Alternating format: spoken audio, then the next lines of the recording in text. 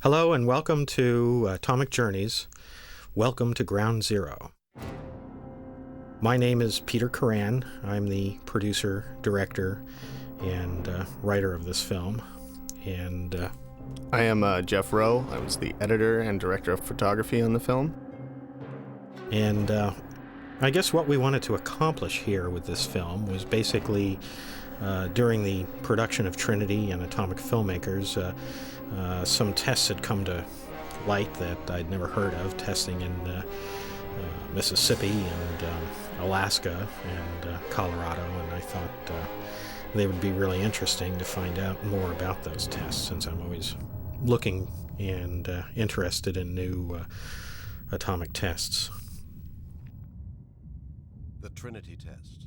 Now, the first part that we come to is the Trinity site, and I believe that the Trinity site is open twice a year, usually on the first Saturday and of April and October.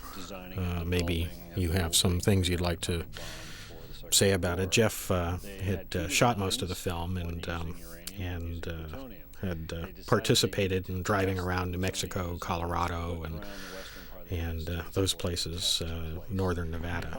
Yeah, it was basically an atomic road trip to go around to these different sites and obtain what we can of what's out there today. This interview with Jim Eccles was conducted at the White Sands Missile Range gift shop, which is actually about 100 miles southeast of where the Trinity test was, but it is part of the same bombing range.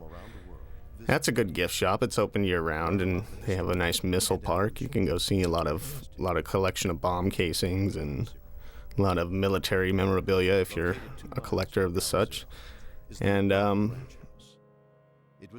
first time we visited the Trinity site, I had visited the Trinity site first on Trinity and Beyond, and some of the photography of people visiting the site was done by Joe Conti, who is a friend of ours. He does three-dimensional graphics for films, and he lives in the Albuquerque area. This footage, even though it's probably been seen quite a bit of Norris Bradbury and the bomb casing, was actually just on a piece of declassified film that was at the National Archives, which has just recently been declassified by the Department of Energy.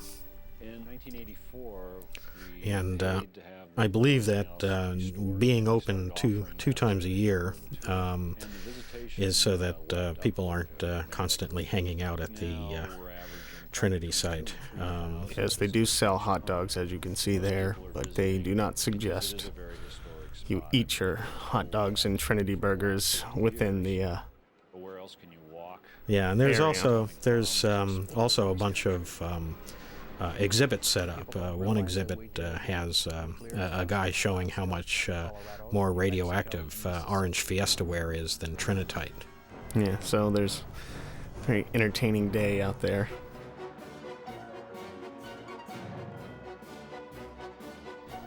The theme song from this, written by William Stromberg, probably, as in a lot of his great music, is always just a little bit over the top, and consequently we make it. We make the film more over the top because of some of his great music. This is the actual Hiroshima cloud, the explosion that took place over Hiroshima, Japan, and a lot of the footage of devastated Hiroshima came from a film called The Atom Strikes. Here we can see like a shadow of a person directly under Ground Zero as the blast sort of knocked everything into the ground. And is now the biggest city on the western end of Honshu. I guess there, as additionally on this Journeys DVD, is a slideshow by Pete from when he was a young lad and traveled to Japan. I guess this footage is also from 16 millimeter you shot. Yeah, some of the footage is sort of intercut back and forth between some footage that I shot in Japan when I was a teenager, and they're is some of the footage, such as this shot, which we were able to license from NHK. They were a great company to deal with. NHK is Nippon Hoso Kyokai, which is basically Japan's broadcasting company. And they do a special on Hiroshima once a year. On the anniversary of the bombing, And this was some of the footage that I'd taken when I was a kid. I was really taken aback by all of the cranes, the thousands of cranes that they photograph or that they put together. The school children put together on the anniversary. as we approach ground zero, And as you'll probably hear a little bit in the slideshow elsewhere on this DVD, it really left an impression on me, looking at Hiroshima, and that probably was part of the interest I've had in nuclear history all of these years. This shot, particularly nice shot, was accomplished by NHK. It shows you the whole inside of the Some of the beams they've added to keep the place the atomic upright. bomb dome. Yeah, it's I guess falling apart. consequences of nuclear Rightfully so. and a symbol. But you can see more on like a slideshow of my trip to Japan on the DVD elsewhere. This speech is 18 years ago, the event of Kennedy's nuclear weapons the changed test ban the treaty course of the world. speech. Speaking. Yeah, during I guess 1963, the test ban was instituted for keeping nuclear weapons out of atmospheric testing and outer space and elsewhere, basically keeping it just underground. And underground testing continued up until, what, 1992? Yeah, 92. Yeah.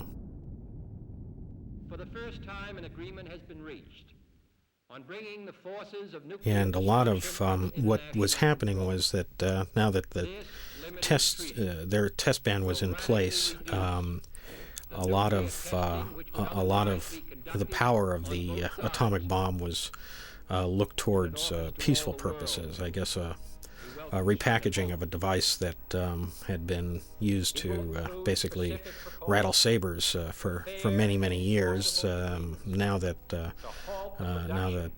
public was speaking out more against the use of nuclear weapons, I think the Atomic Energy Commission, Lawrence Livermore, Los Alamos all wanted to find other more practical and peaceful uses for atomic weapons. The crisis in the Suez Canal was also a.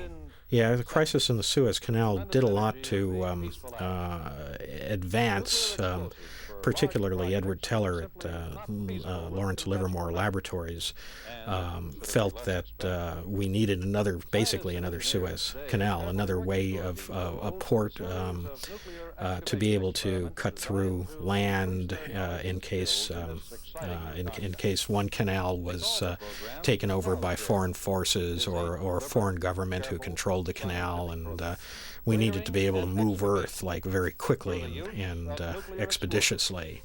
And that was one of the genesis of the Plowshare, Project Plowshare. Which is the plowshare is taken from a quote in the Bible. They shall beat their swords into plowshares. That's right. Started looking for other, perhaps more constructive uses to which they could put the tremendous energies involved in nuclear detonations. And they began to explore various things. This is Steve Wofford. He works at Lawrence Livermore Laboratories. We were in the area. They're up in the San Francisco Livermore area, just outside, I would say, west of San Francisco. And no, south, east. Sorry.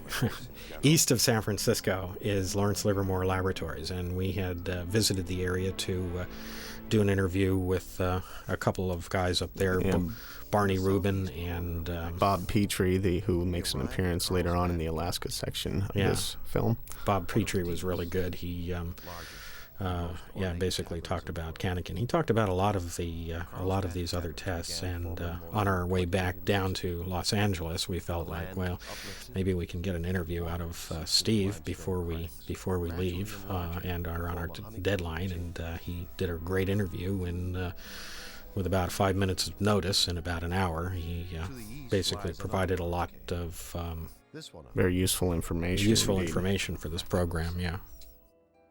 So as part of the road trip, we went around and kind of photographed the locations around the areas. Being Carlsbad Caverns was, it's about 30 miles east or west of the Nome site. And they, interesting, they put seismic monitors in Carlsbad Caverns when they did this test to, see how it would affect the area. It's pretty striking going out to these places now because they're just... If we went on the road trip with being led by Vernon Brecken, and thank God for Vern, because there'd be no way to find these places if they didn't have somebody that really knew exactly where they're at. You can find them, but it's definitely a maze of dirt roads and grazing land out there. To learn more about Vern, he's elsewhere on this DVD under the Travels with Vern section.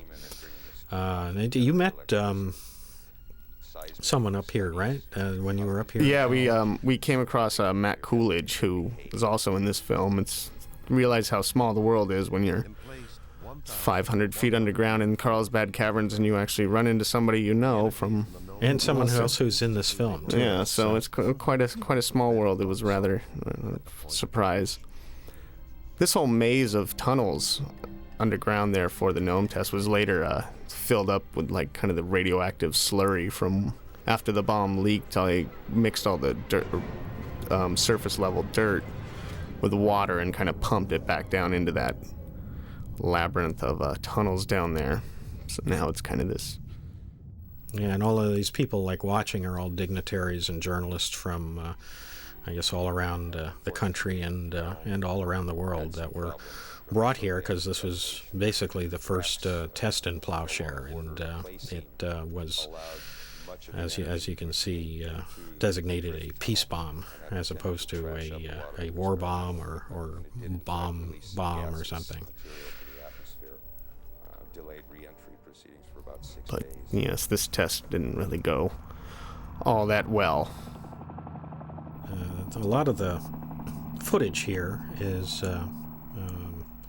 was pulled out of archives from places like the National Archives and Lawrence Livermore Laboratory, and this is all taken from original footage, trying to get back to the closest generation possible that we could get back to. Because this is really something, this test and a lot of the other tests are just tests that have gotten very little press and publicity ever since they were detonated back then.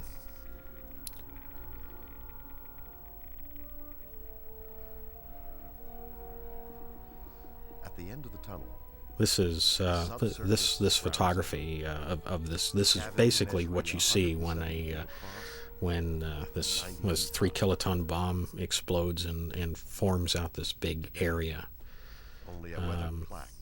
And you shot this at the Nome site. Yeah, this is the Nome site. We shot this. The picture coming up here, that's me on the left. That's Vern in the middle, my dog Lola, and my wife Megan on the right.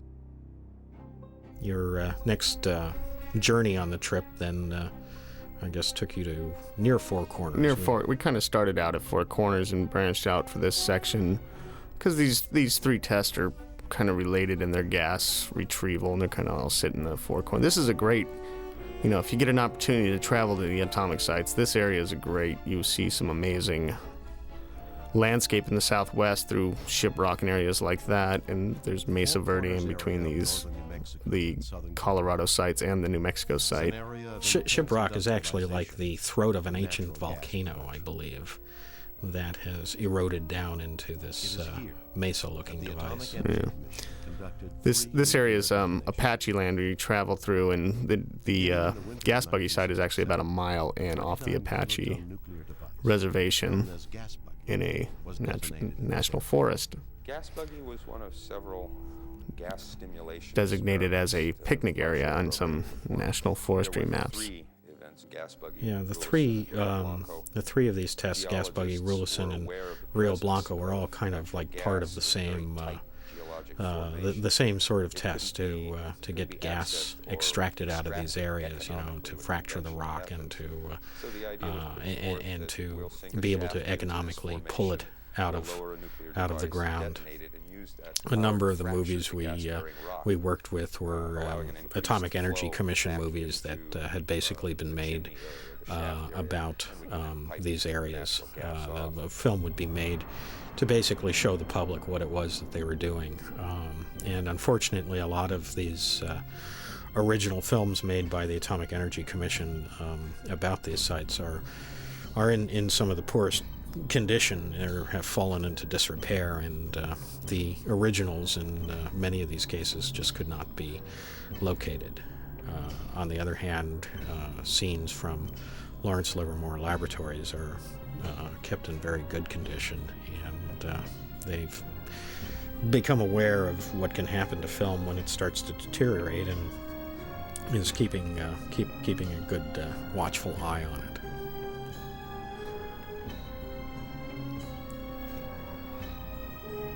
Is there anything about any of these sites that you found interesting when you were there? Well, it's pretty fascinating coming out to these places because besides for the plaque that actually tells you what went on there, there's just sort of a strange collection of artifacts out there, from monitoring wells to, cement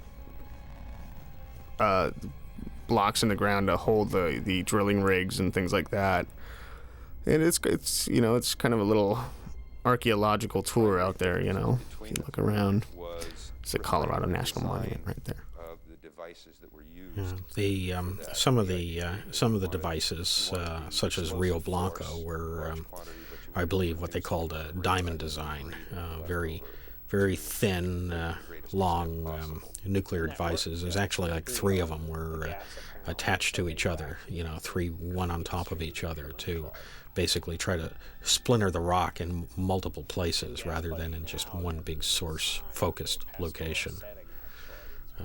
This is basically the gas buggy picnic area. Site, picnic area. There was a family picnicking there the day we stopped by.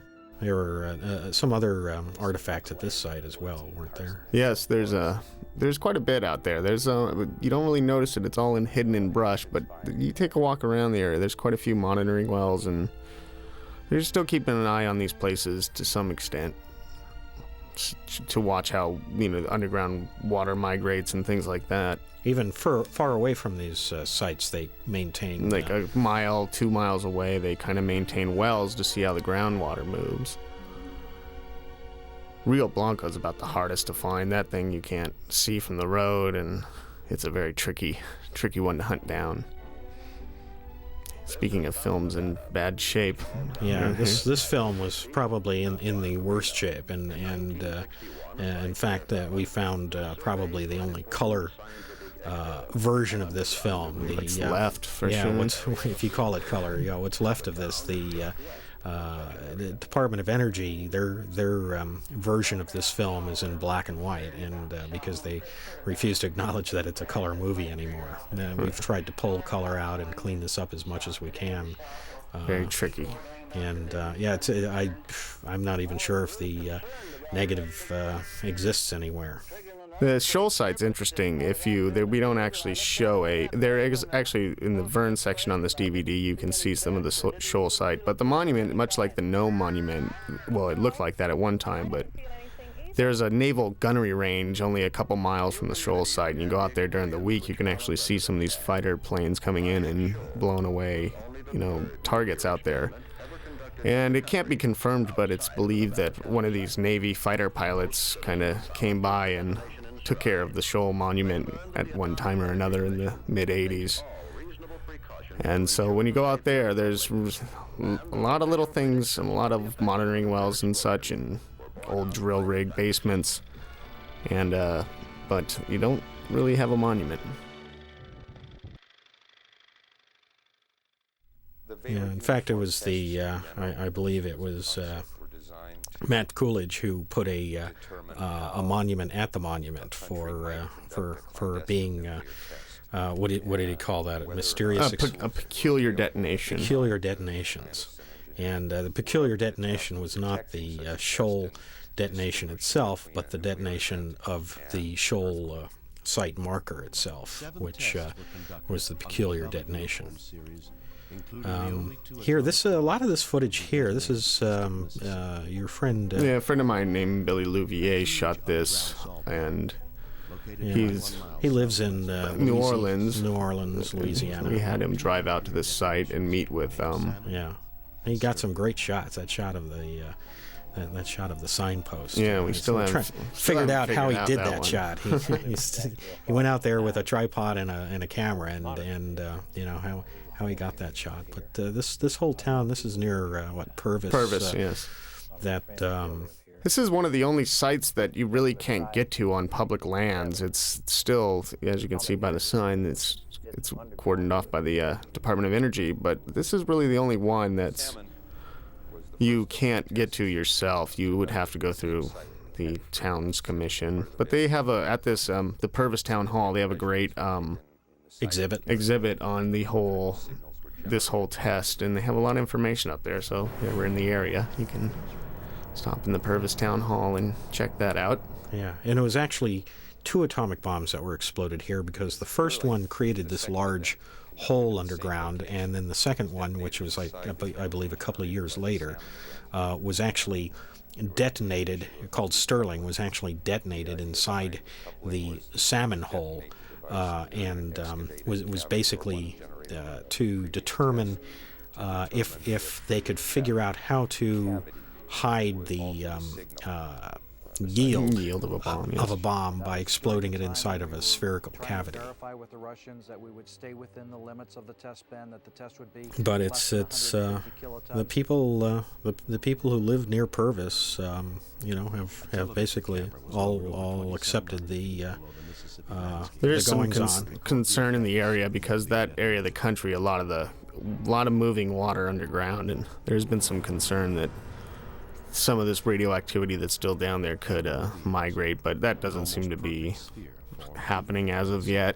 Yeah. The other thing, which is a little bit strange, is that like in Nome and this site, they exploded the atomic bombs inside of what's called a salt dome. It's a large area of salt, and here you can see like salt falling away from the camera. That's looking down at the floor.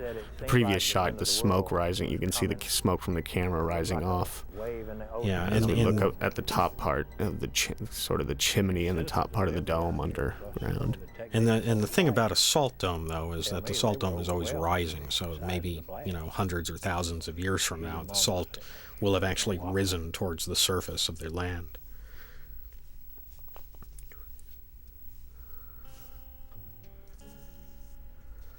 Yeah. Now we're coming into beautiful Las Vegas. Here's a couple shots you can't obtain anymore right here. Yeah. The many trips that we've made to Las Vegas, it sure would have been nice to visit Las Vegas back when, the Rat Pack was singing at the Sands or whatever. The Rat Pack was singing and bombs were going off over the hill. Beginning to take their toll on the skyscrapers of Las Vegas. A search was undertaken for a new location for high-yield underground tests. One of the other stories about why they started looking for other testing areas outside the Nevada test site was at this time was late 60s into the early 70s. Howard Hughes was living in the top floor of the Desert Inn, and he was extremely concerned about the toxins being put out into the... I think he was more concerned about the shaking that was going on. Yeah, he owned a lot of real estate there, Yeah. and the real estate was always being shaken around by those tests, which were getting bigger.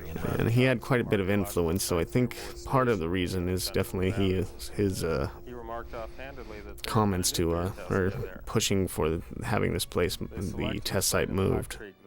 Yeah, and they knew that because they couldn't really see, it's all of the big bombs, the thermonuclear bombs, the megaton range bombs were all originally done at like Bikini and Eniwetok and Johnston Island and Christmas Island, and no longer were they really allowed to set off large bombs above ground in these Pacific Proving Ground.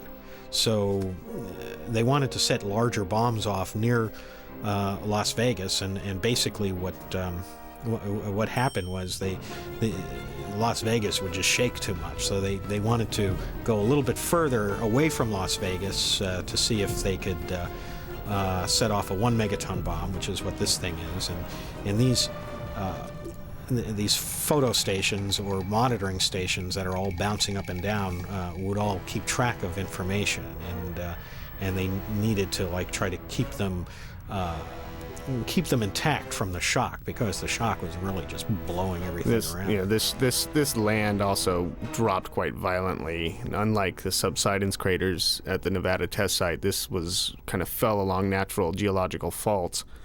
So there was, they did have 2 other well holes dug in that same area, but because of the way the geology didn't really hold up for the faultless test, it was actually they decided not to do the 2 other tests. It was, I believe it was even discovered that this test in some ways was actually more powerful a feeling on Las Vegas than perhaps even if it had been done a little bit closer, because of the geology of the state. But I think they decided that this was just much too big, especially with their 5 megaton test. Yeah. If you're trying to find faultless on a map, you can. If you find Moore's Station, which Pete Merlin mentions, it's listed on some maps, and you follow the same dirt roads to Moore's Station that you would to faultless. So if you're out there in the middle of Nevada looking for that site, you can find it from Moore's Station. Yes.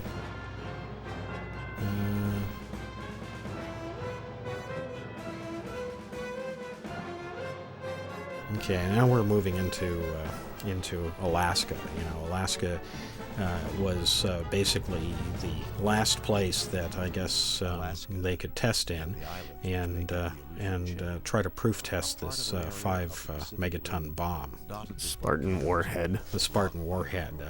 Usually, in what's been discussed in terms of putting weapons into the United States arsenal is that they must be proof tested, and this was kind of a problem since 1962, the last time during Operation Dominic, they had proof tested quite a few weapon systems, and now much later, after they're no longer able to just proof test every weapon out in the Pacific, they needed to find a place to be able to detonate this Spartan missile to basically say, yes, it has been proof tested and it can be included in the U.S. arsenal. So they picked Amchitka Island. Amchitka had a long history in World War II, was a Western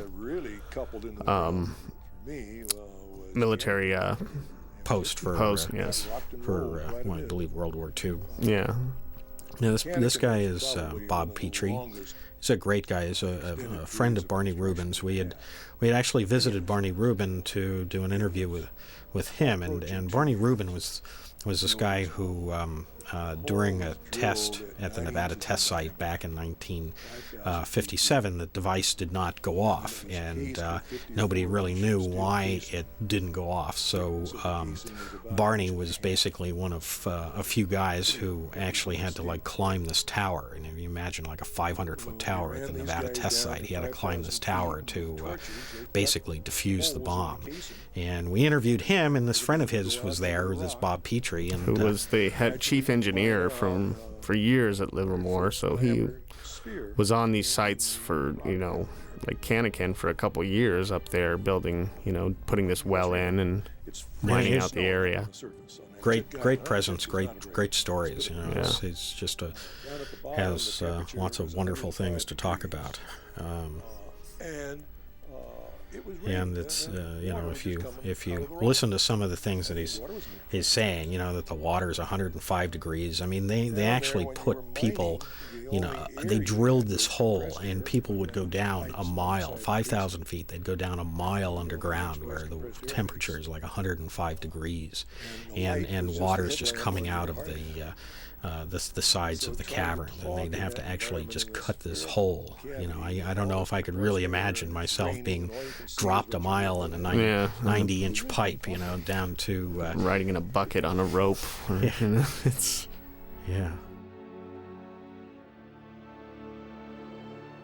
They had to. The water was so much down in the cavity that they had to drill a secondary hole that came up beneath the cavity to drain it, so they could actually continue the digging they were doing down there.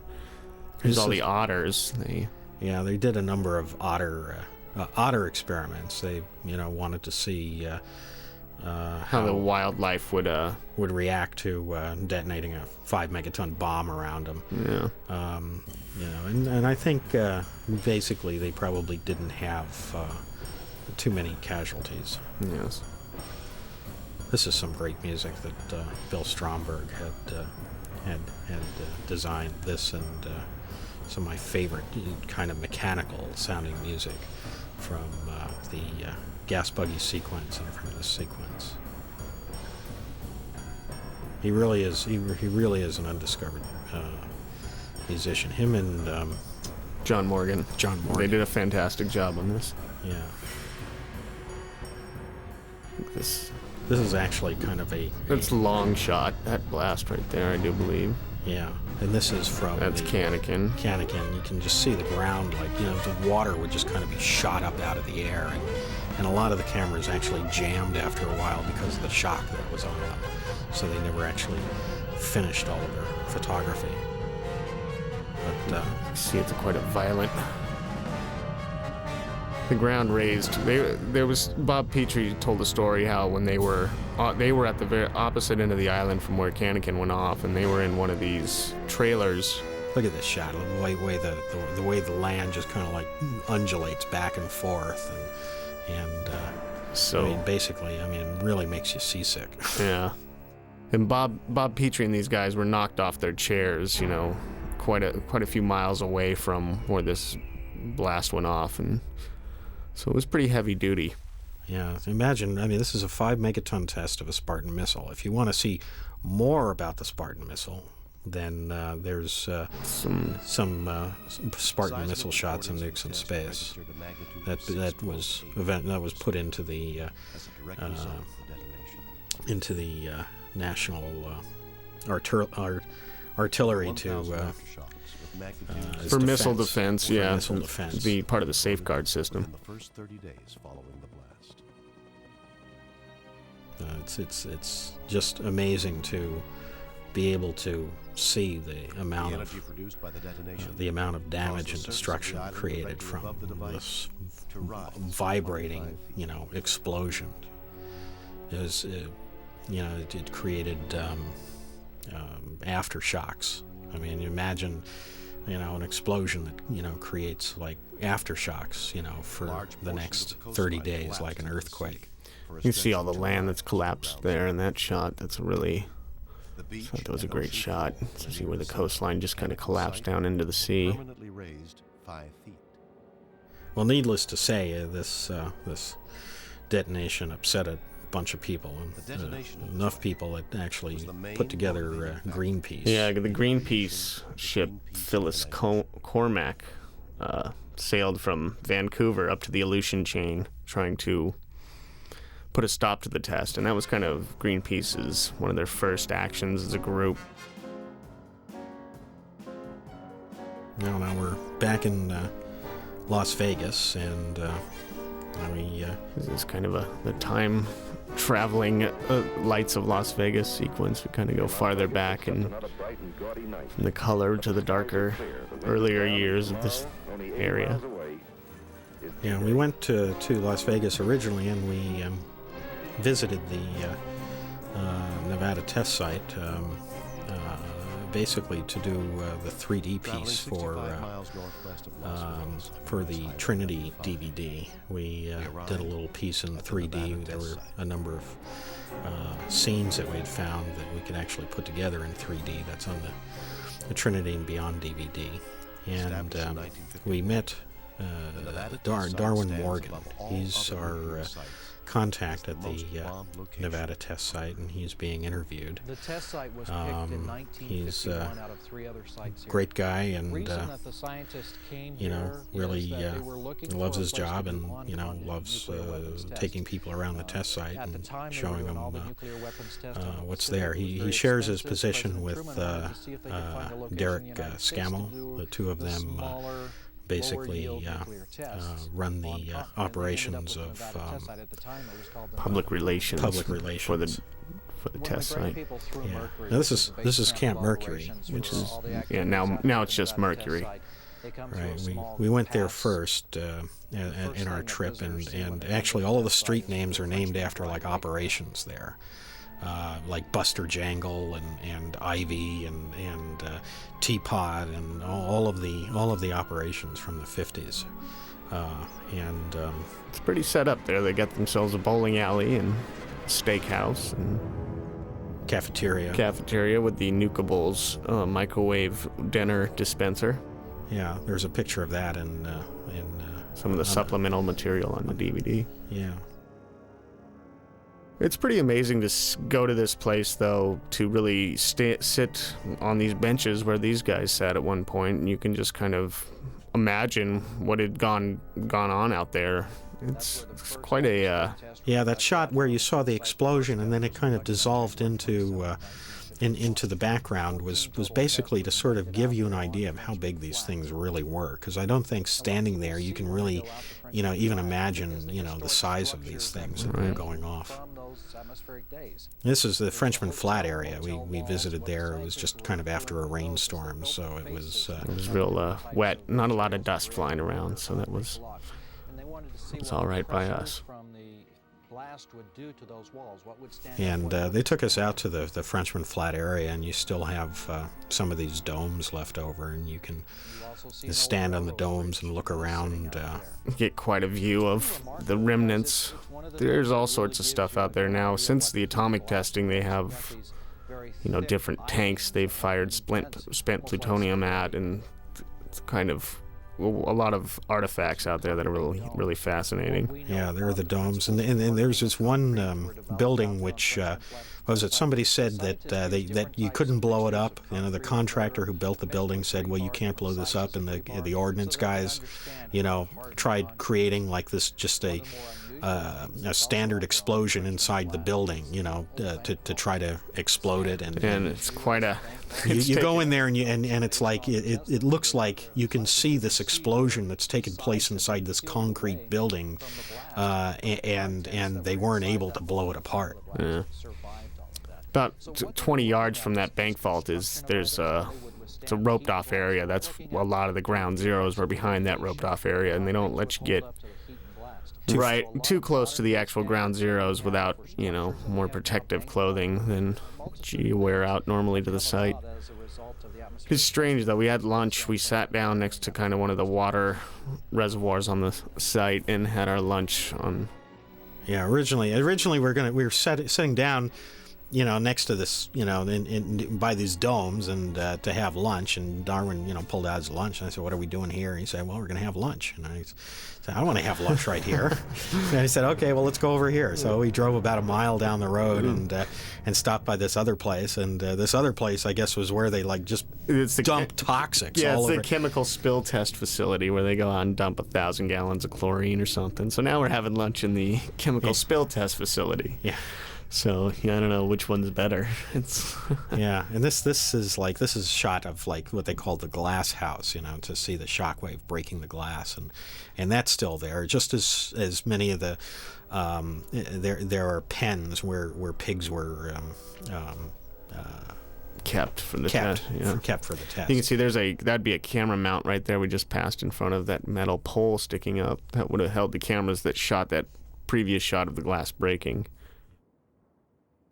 Yeah. Now this is strange. This was actually finding some footage of some Japanese houses, which is kind of hard to do, and surprisingly, the towers that are behind them are for tests that are in the 18 to 20 kiloton range, which is surprisingly and perhaps by coincidence the same size as the tests in Hiroshima and Nagasaki. So every once in a while, I think you know, they pull out some Japanese houses and test them around some of these bombs, because they never really got very good measurements on blast and radiation and things like that from Japan, from the Hiroshima and Nagasaki.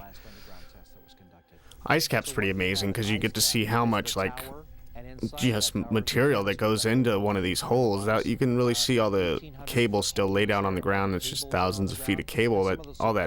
That's all covered cable there on the ground, and it's just strung back and forth across the ground, ready to go down into the hole.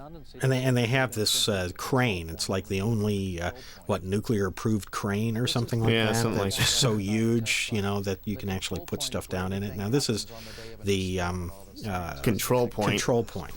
And this is where everything's run. That's where we're also conducting this interview with Darwin in the control point. And this building's actually very top secret. And when you move in and out of this building or need to use the restroom or anything of that nature, you're escorted around quite under tight supervision.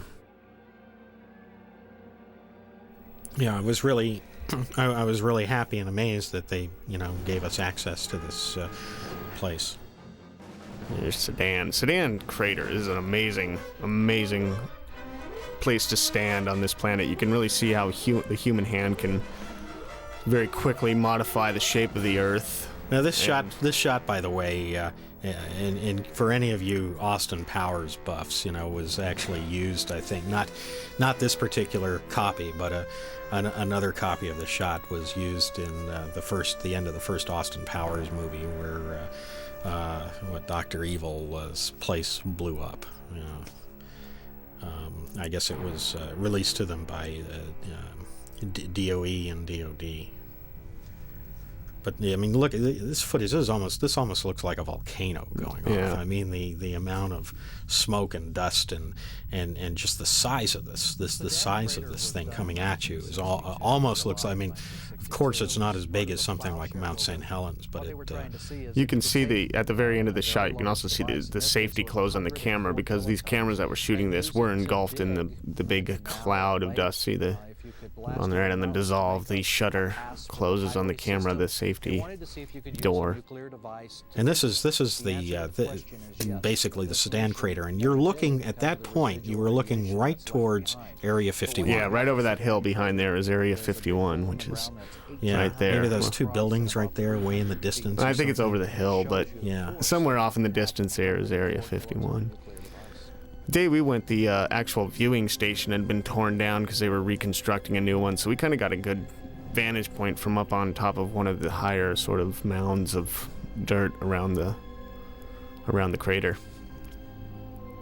And this footage is they actually, right soon after the test, they brought in a lot of news men and wanted to show how fantastic this cratering and excavation can be. Yeah. So they saw the guy with the camera. We were hoping to find some of the footage of the POV, riding down in the buggy. Yeah, never panned out. Couldn't find it, yeah. But it was still pretty hot down in that hole when they went down there.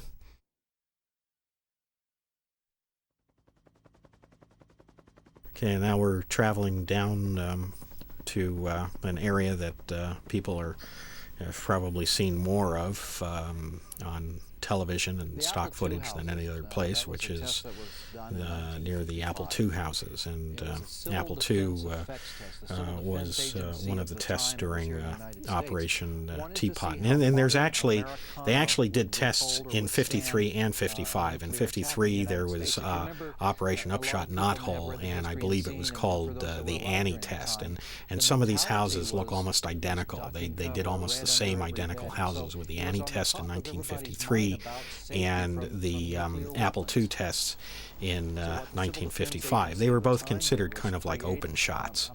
Open shots were where they'd let the press in and radio, television, VIPs, observers, and things like that. It was basically to let the public in so that they could see some of this stuff. And I'm sure we all know about the dummies and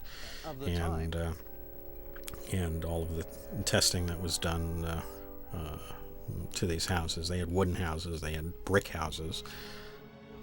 pretty much everything, right down to double wides and single wide trailers and Yeah. Now that tool sheds and. That shot of the mannequin head, the woman's mannequin head with the tower next to it, there was like 2 versions of this movie, and the original version had that shot in it, and for some reason, the new version of that movie, that shot had been removed.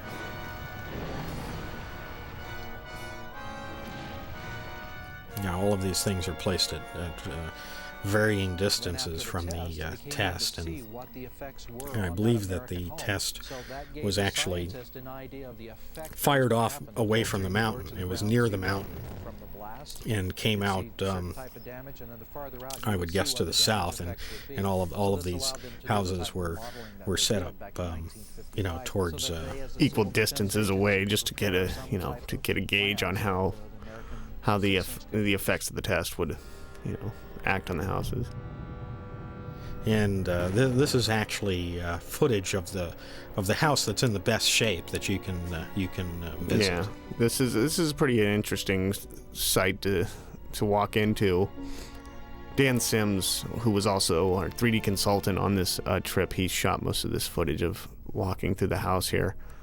But when you walk up the stairs of the house, there's the whole wall to your right as we come up here. And that wall is where everybody signs the wall who comes out and visits that house. So you have a lot of like CNN reporters and several of them many times. They each, they've each dated it. Dated it, so they come out, and you see these wires on the ground. That's actually still stuff left from the test that just kind of sitting there. So if you ever go and visit this place, you can sign the wall next to all of these other famous journalists and reporters. Hey, and us.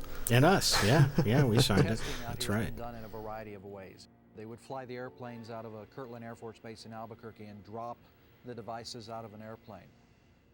They suspended devices when you from balloons. They put them on top of and it's not impossible to visit this place. No, they're actually quite open to have people come out and tour the area.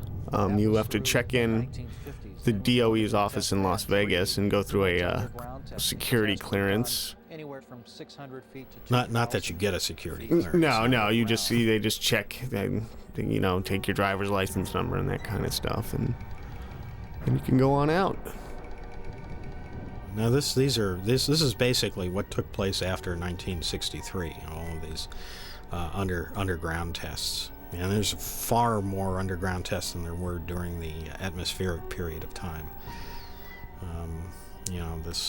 These shots really give you quite an expanse and an idea of how many craters were actually created from all of the testing that was done. I believe up until 1992. I remember seeing the last one, I think, on the Today Show. In the morning, they on the news, and the last one they did. And these are all, shots that... you can see the tower being vaporized on the beginning shots. This is actually from shots smoking. They exploded that one off the side of a mountain. It was like a 700-foot tower, and wanted to see what the blast waves would do, traveling up a mountain. And this is, basically a montage of the sequence.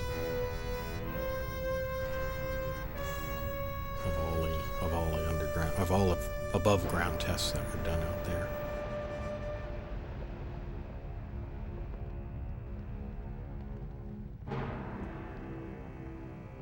It's quite a tour to go out there, though. It's a good 200 miles when you travel that whole site in a day. It's quite a bit of driving out there. It's a massive landscape. Yeah, and I think we probably, as long as we were there, we only even saw a fraction of the area. Yeah. I mean, we were basically where most of the testing was taking place, but there's a lot more to it. When we did the road trip, we had a car full of cameras we used a time-lapse Mitchell to shoot this stuff, so we just pull this rental car out and unload the camera. A lot of it shot on DV, and a lot of it, a lot of time-lapse stuff shot on 35.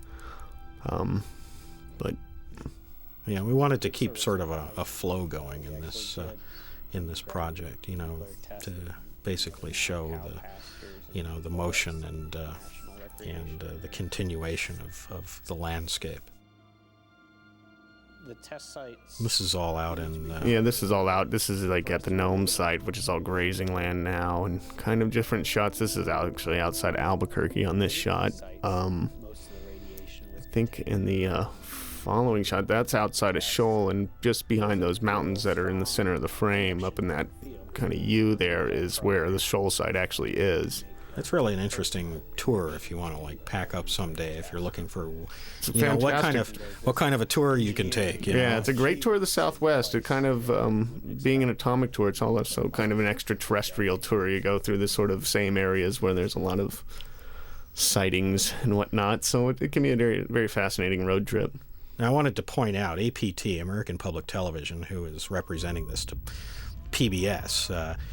Put up a flag on this shot and said it contains a brief visual of cows walking on an area that is subsequently detonated, and that they said that the stations can edit this out. Well, I want to point out that that cow was not harmed in any way. Well, he wasn't killed, and basically, was okay after the detonation. And that's the end of our program. I hope you've enjoyed it. And thanks for watching.